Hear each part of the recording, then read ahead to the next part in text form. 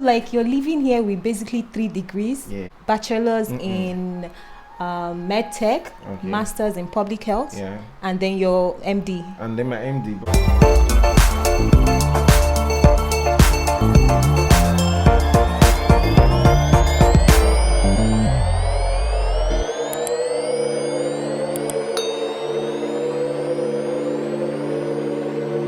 Hi guys, welcome back to my YouTube channel. My name is Adi and I am an incoming third-year medical student currently studying in the Philippines. So basically I make videos about life in medical school, life as a foreign student living in Philippines, and also interesting vlogs. So consider subscribing just in case you have not joined our growing family. And to our returning subscribers, thank you so much for always watching my videos. I am super grateful. So today guys, we actually have a very important guest on our channel. He's actually the first guy coming to our channel. I'll just let him introduce himself. Well, it's a pleasure to be on this channel, you know what I'm saying? So you guys keep supporting this channel. By the way, my name is Chronostasis. That's how I like to be addressed. I'm glad to be here. So basically this interview, I just want him to share about like his own experience as a medical student. Actually, you're in your clerkship here. This is your... Yes, actually I have less than 2 months to graduate from the medical school. So it is what it is. Okay. Yeah. So basically, I think I'll just start by asking how you heard about Philippines. How did you hear about Philippines? It was a mystery, because the first time I would hear about Philippines, I actually did not know there's a country called Philippines. Really? So I think same with me. I didn't know about this place. So when they told me, like I was studying in Uniben, and then I've tried several times to get out of Nigeria, to go, Canada, Belarus, and the situation, it wasn't really working. So now I decided to just focus my whole future in Uniben. Okay. What were you studying in Uniben? Geology. Geology. Yeah. Wow. And then one morning, my dad just called me. You have to go back home tomorrow. Like, it's urgent. So I went home, and then he said, "You're going to the park." The next morning, I was like, "Where am I going?" To where? To the park. To the park. Yeah. Wow. So still, I had no idea where I was going. So I went to the park, and then I saw this agent that's been trying to get paperwork done for me in the past 3 years. Okay. And she for said, like other countries? Yeah, for like other countries. And she said, "We're going to Abuja, we're going to Philippine embassy, you're going to the Philippines." I was like, "Wait, Philippines? Is that like the biblical Philippians? The Yeah. Philippians, right?" So oh my it's like God. Philippines. I searched on Google. It's like, so I found out that the Philippines is actually not A the country, Philippines, right? Trying to see the weather. It's actually tropical, just like Nigeria. Yeah, it was just like leaving home to go stay at home. Basically, that means it was the agent that kind of like it was the agent that just got this as an option, because 3 other places hasn't worked out in the past 3 years. Okay, then that means when you came here, I made a video about the different pathways people can take to come to medical school. There's the pre-med pathway, there's a pathway for people who already have a first degree. So which of the pathways did you take? So mine is kind of tremendous, because when I came here, like I said, I was already in my, I think, third year in geology. Wow. Right, so you had to leave everything. I had to leave everything, and then when I think about it, it's like I should have just finished this whole program. Yeah, and then come over, right? Right, and then when I got here, I did some credit stuff. Okay. Right, so I think I was allowed to stay 1 year in the medtech classes. Okay. That means you evaluated your geology, the courses you've already. Yes. Wow, that's so cool. That's really nice. And then I think I proceeded to enroll in a master's program in public health administration. Okay. And then after that, med school. So that means you did medtech when you came here. Basically, that means they reviewed your credentials. Yes, they did. Then you did 1 year in medtech, so you have a bachelor's in medtech, and then you went ahead to do masters. Yes. So you have a master's degree. Yes. Oh my God, this is so interesting. Oh, Are you serious? No. Nobody knew that. Wow. So like you're living here with basically 3 degrees. Yeah. bachelor's in med tech, master's in public health, and then your MD. And then my MD. How many years did you do the master's? By master's was 18 months. Wow, that's so cool. The reason I enrolled for that master's program is because I have to extend my visa. Wow, and at the end of the day, it's actually a good thing. It's a win-win for you. Okay, so going further, why? I would like to ask, like, why you basically chose Philippines specifically. Okay, I think you've already mentioned that you tried other countries and it wasn't working out. Like the visa, what exactly went? Yeah, it's more like the visa. So, and I think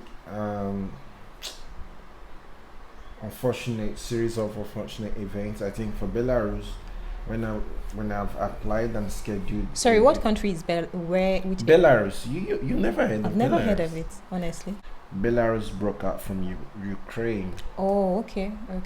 So I think about 15 years ago, Belarus broke out from Ukraine. Okay, so they're all like European countries. Yeah, they're all European countries. And so when I got a scheduled visit to the embassy, like I had my friends that went days before me, and then the day I went there, they said there was an emergency in Belarus and the consulate had to go to back home. Yeah. So I was going through your Instagram page and I noticed that you kind of model. Do you model professionally? I saw your pictures. Okay. Yes, I've done a lot of things. I've done modeling. I've competed in bodybuilding, physique, and here in Philippines. Yeah, in Philippines. Wow. In Boracay, Manila, Bohol, and in Cebu, I competed bodybuilding. So basically, how were you able to cope with the two, like medical school and also modeling professionally? Basically, my dear, it's not easy at all. So sometimes,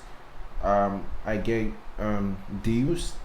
Just in the verge of my exam, so now I have to pick between exams and Right. So sometimes I have to pick that deal because it was too good to let it go, and then of course and you were making some money. Yeah. Wow. How many years have you stayed here? What year did you come here, really? I think I went here in 2014. 2014. Wow, so that's like 7 years. It's like 7 years. Can you speak Bisaya? I cannot speak Bisaya. Oh my god. So your 7 years stay here, at least you must have you should have experiences. Like, what would you say are the things you love about this country, Philippines? I love their education system, but to say the least, I love it. I think our situation back home is nothing compared to the system they have here. Exactly. Understand? I'll try as much as possible to focus more on their education system here in the Philippines and not just drag our situation back at home. But one of the things I love is their system of education. Like there's not a lot of obstacles, like compared to where we're coming from. You have to do jam, post jam, like, oh my god, you will not get what you want. Then you have to wait for the next year. And you have to wait for the next year. Then if you don't get the next year, you have to wait for the next year. And the more you wait, the less likely you will get it. You know what I'm saying? So so that's one of the many things I love about this place is their education system. Secondly, I always say this, like, one thing regarding the education system, what I really love here is that if they tell you that medical school here is 4 years, so far you're passing your exams, it's 4 years. It's 4 years. The thing I like here is their security. Understand? So we know our situation back at home, the whole issue of insecurity, and to be honest, I'm really scared. I'm scared to go home. Are you serious? I'm serious. I'm really scared, but it's like I have to go home and be extra careful. Like I can just walk at this. I can walk in the street any time of the day, and I would not be harassed by any security agency. Yeah. But if I put that in the reverse, like if I go back home, they would, just walking down the street, I would get harassed and all of that. So that's in that situation. I really like. It's very conducive to live here in the Philippines compared to back home. about the cultural shocks, like when you came here, what were the cultural shocks you experienced? You're already laughing.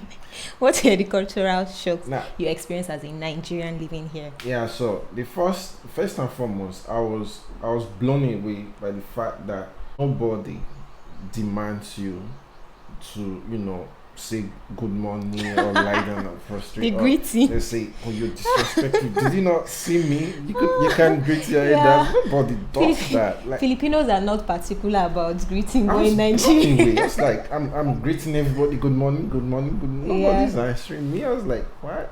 Yeah. It's Like in Philippines, they are not Mhm. particular about, not like you won't respect people or greet people, but like they are not particular about it, unlike how it is back home. Like back Yeah. home, you have to So ekushe you sir, cannot good greet morning your sir. elders and Yeah. bro, like that's Sometimes sometimes I'll just be walking, I'll greet someone on the street and they won't even answer you me. because Yeah. it's not normal to them. No, at the first time I thought they were ignoring me or they're being rude, and then when they explained to me That it's not like it's not normal, like they surprised that I'm doing this. I was like, okay, so I stopped doing it. wow. I stopped doing it. So what you could say is hi sir, hi ma'am, like ma'am. that hi. And another thing, Imagine you going back to cannot tell Nigeria your and telling somebody lecturer- hi ma'am. Yeah, imagine telling a lecturer, a doctor in whatever field in Nigeria and Hi. universities, hi sir. They take it so personal. What other cultural shock? Yeah, another thing is how humble the people, like, let me not generalize it, but a greater half of them is very humble. What other culture shock? The religion. Jesus Christ, like they have Muslims, Christians living in the Yeah. same I was even house. surprised when I heard that there are Filipino Muslims. They actually have Filipino Muslims. Right. I was really shocked. I The didn't know. religion, I was like, so these people can coexist. So And everybody is living in peace, irrespective of whatever religion you practice. Another thing I was surprised about is the traffic. These people, they were regulated, like there's traffic lights and Yeah, they Let- obey the traffic rules. let Yeah, me not wash our dirty lines in the public. yeah. That's it. Okay, so moving ahead, like, genuinely speaking, because I like to ask people this question because Mhm. our experiences are unique. Mhm. Everybody's experience is unique, and we need to talk about these things. Mhm. As a Nigerian male Mm. foreigner living in Philippines, what are the challenges you faced studying here Okay. or living here? So, as a Nigerian man, the most important challenge I have is living here, because we particularly would be here for like 6 years or 7 in my case. You know what I'm saying? So now I'm 7 years older than when I got here. You know what I mean? And I feel nobody's putting pressure on me, but I feel like if I was at home, I would already have a lot of responsibility. There's this urge, this urgency, and sense of responsibility. I need to get out and try to help the family in one way or the other. But being in this place, I'm very incapable of doing that because of the rules and regulations that governs my stay here. So it's living here. Beside, if I had the opportunity to explore Yeah. and express my talent and resources to a maximum extent and get this reward and everything, I would rather live here than go back. You know what I'm saying? But the opportunity is not there. Yeah. So living here, it's the difficult part. Yeah. Because even as a foreign student, you're Mhm. not even allowed to work, even if you have the time to work. Yes. Yeah, you You're can't. not. I think I've mentioned this in my other video. Like, it's not like some countries where they allow students to work. If you're coming here Mhm. to study, just Mm. know that you're coming to study. Nobody's And going to that's like, it. yeah. Mhm. It's one thing. And how about even in your medical? You're already in your final year. You're just about to graduate in 2 months' time. Yes. During your schooling years, what challenges will you say you faced here as a foreign student? So remember you asked me if I've learned the language. So I would advise everyone. Do you understand? you should learn the language. Yeah. You should really learn the language, because when you get to the later phase of your studies, like when you have to get this clinical experience, most of the patient you're going to be meeting, especially those in what they call it, service patient or insurance, they might not be so grounded in their English language, so they try to communicate with you in their local dialect. Okay. And then if you cannot comprehend, you just they stand looking like an idiot. Even if you could help, now you can't help anymore. And then secondly, whether you like it or not, your classmates, they're going to be very, very comfortable speaking in their dialect, you know what I'm saying? True. Because you yourself, when you're with your fellow Nigerian, you're very comfortable speaking your language, in your own language. So maybe you're just the only foreigner in that group of 10 or 15. I can relate so well, because this second year, my SGD, I was the only foreign student there. And when we actually started the second year, sometimes they make discussions that I don't even understand, and these are and really sometimes important I feel discussions. and sometimes I feel so bad, like I tried to keep it to myself, but I couldn't hold it anymore. I remember the day like I exploded. I'm like, you guys should consider there are also foreign students in this group, so at least be kind enough to, even if you want to speak in Bisaya, because I've been here for barely 2 years, you don't expect me to understand all these things. So I explained to them, like, if at all, like, you really want to speak Bisaya, it's fine, but at least be kind enough to translate. So I just feel like if you're also a Filipino or like watching this video, it's very important that you are sensitive enough to the foreign students in your group or in your class. Yes, because sometimes we don't really understand. So it's okay to speak your language and everything, but for people who don't understand, it would be nice or to be kind enough for you to like explain what you're saying, to carry everybody along. Let me just throw some light in that what you just saying.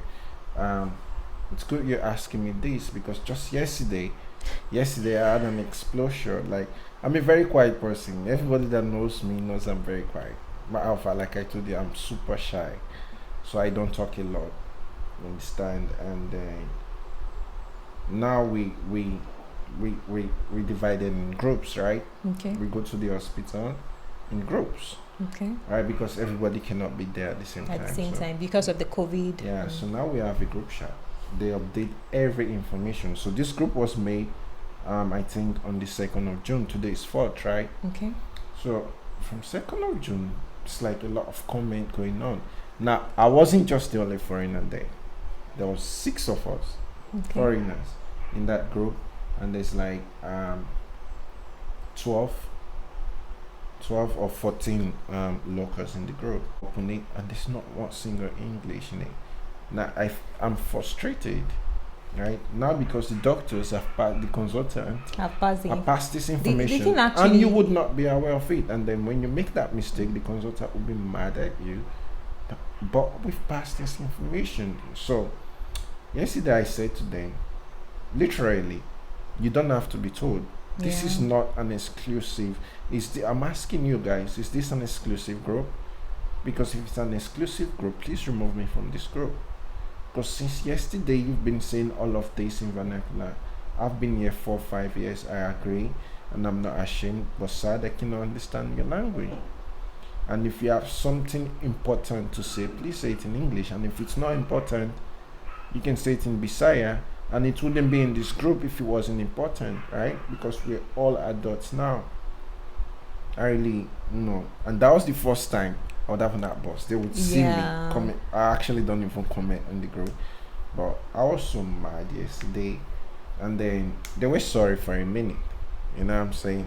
They were sorry for a minute, and then the next minute, I think the teachers actually, they try to teach in English. So this thing is about it's an individual thing, because I know some a couple of my friends who are Filipinos that also understand that there are foreign students. Now listen, if I was teaching the class in English, and then you get up and you ask me a question that would have benefited the whole class, right? And then you ask me in Bisaya, what's the tendency that would answer in English? Yeah. What's the tendency? Very Less than 10. Because so I told one of my group mates one time, do not ask questions anymore. We were in the OR, we were having a surgery, and the surgeon was just asking us, I think it was a breast cancer situation, so we're having a radical mastectomy. Okay. The consultant was just asking, what's this, how would you do, how would you look for the sentinel lymph node and all of that. And then she was doing her best to explain in English because she saw me standing there. And then my group mate would ask every time in Bisaya. And then the doctor would switch to vernacular. And then when I'm making faces, she would switch back to English. And then this man would ask a question again. And then I stopped him. I was like, bro, you leading the surgeon to speak in vernacular. Can you ask your questions in English or don't ask it at all? Right? Because now the surgeon would assume that she don't taught these people. Right? And then why in reality it's just one person there. So my advice to you guys, it would never stop. It didn't start from me. It started from people before me, and it will keep going on. So my advice to anybody coming to study here and those that already study here, learn the language. Please learn the language. Yeah, it's actually going to be a plus to you. Please learn the language. Because if you learn the language, everybody would communicate with you. The consultant will communicate with you. Even the patients. The patients will communicate with you. The consultant will even teach you further, right? If you know the language. So please learn the language. That's my biggest challenge. Okay. And I say it with shame. Shame in my face. Learn the language. Yeah. Really. Because actually 7 years. Yeah. You should have at least picked some. Learn the language. Yeah. So going forward, I'll also be asking like, how's the clerkship for you? Like even in this pandemic, how has it been so far? So far, so good. Really, it's been tough, but not so difficult because we did half of the situation online because the what do you call it, body of education would not let clerks go to the hospital. Most parents here in the community would not want their kids to go to the hospital, so they wrote a petition to the Ministry of their Education saying, no, we don't want our kids to go to the hospital. Why? We the foreigners really wanted to go so that we can get out of this situation. I think we did online for like 8 months. Online clerkship for 8 months? Yeah. How was it? Like, what were you guys doing basically? So what we're doing is they give us cases, they just give you a case. This is a patient with a breast lump. She noticed it 6 years ago. This is how big it is. The dimensions say 20 by 20 by 20. Then how do you go about this case? That's just how they're going to give you that 2-line or 3-line situation. Okay. Then you would be the one to not, go. I'm sure you already did second year, so you already know about history taking and physical examination. So you would not be the one to direct questions to the consultant to say, when assuming the consultant was the patient, ma'am, when did you first notice this lump? How big was it? And then you have to go to what relieves the pain. Is it associated with pain? Does it radiate to the back and all of that? And then you also go about the social history. Do you smoke? Have you used contraceptive pill? Okay. And then you go to the OB history. How many kids do you have? So is this like you're having a discussion or the just like it's small not group? A discussion. You write them down. You're asking. Okay. He's answering. Oh, okay. The So ones it's you did basically not like ask, a role play. Yeah, you have to do all of that, and then you present it in the presence of of your colleagues and in the hospital. There's nurses there, there's consultants, there's lab techs there in the meeting, and then you present it. So since that's it was online, you guys were doing through Zoom, and then these nurses, doctors everybody would join. And then when you're going on with your presentation, they start hitting you with the questions. Why did you not ask the patient about the family history? Did you know this patient grandmother did die from breast cancer? Okay. It's like, it wasn't stated. No, it would not be stated. You have to ask. Okay. Ma'am, do you have any history of breast cancer in your family? And then maybe the patient would say, oh yes, my grandmother died of breast cancer. Then you would know it's an hetero familiar situation. Okay, so basically you guys were like using online for those 8 months, and then you guys have started like physical going to the hospitals now. Yes, we did. Yeah. Okay. 2 months ago. Going forward, what's your plan? Do you obviously you're not going to stay back here. What's your plan going forward in terms of medicine? My plan right now is pass the board exam. Board exams, Nigerian board exams.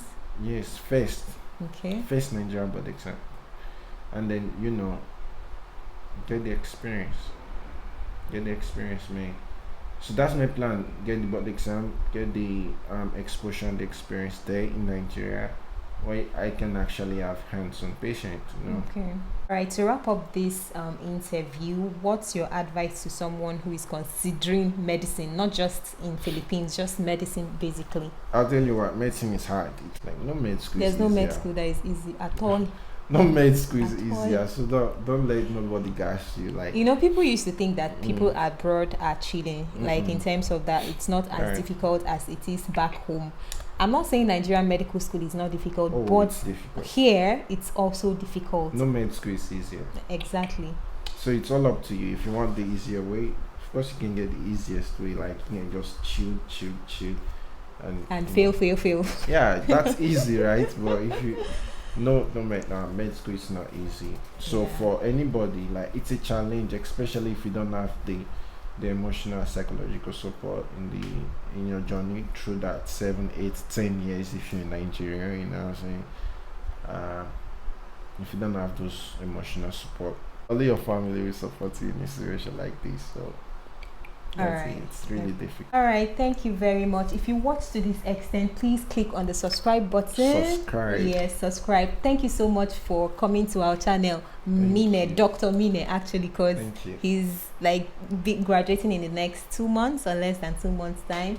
So thank you very much. I'm so grateful. In fact, he actually came from the hospital to this, for this interview, and I'm super grateful. So thank you very much, guys, for watching, and don't forget to subscribe, and see you in my next video. Bye.